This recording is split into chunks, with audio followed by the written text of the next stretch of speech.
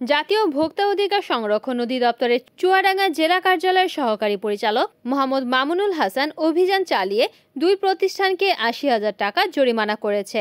বুধবার ২০ আগস্ট বেলা ১১টা থেকে দুপুর ২টা পর্যন্ত চুয়াডাঙ্গার আলমডাঙ্গা উপজেলার আনন্দধাম বাজারে এই অভিযান পরিচালনা করেন।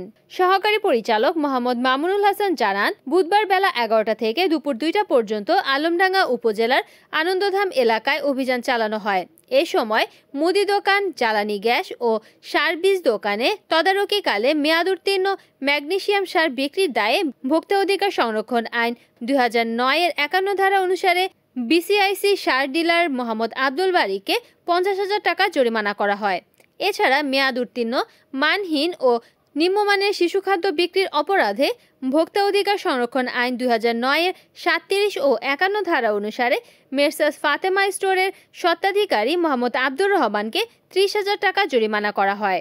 এ সময় সংশ্লিষ্ট বাজারে মূল্য তালিকা হালনাগাদ করা, নির্ধারিত ও যৌক্তিক মূল্য পণ্য ক্রয় বিক্রয়, মেয়াদ উত্তীর্ণ ও মানহীন পণ্য, ওষুধ, বীজ বিক্রি না করার জন্য নির্দেশনা প্রদান করা হয়। অভিযানে সহযোগিতা করেন আলমডাঙ্গা পৌর sanitary inspector Mohammad Mahfuz Rahman, cab প্রতিনিধি মোহাম্মদ রফিকুল ইসলাম ও চুয়াডাঙ্গা জেলা পুলিশের একটি দল।